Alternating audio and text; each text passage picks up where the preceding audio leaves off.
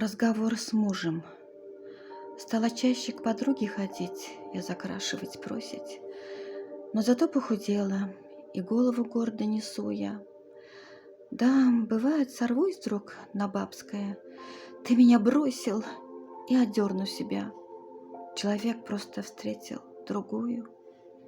Обними же ее, закружи на руках, как ребенка, спрячь в уютных, шершавых и нежных широких ладонях.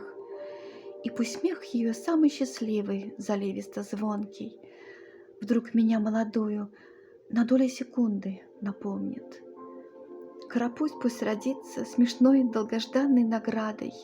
Это счастье, когда от любви появляются дети. И одна только вещь пусть окажется глупой неправдой. Твое фото со справкой о смерти на полке в буфете.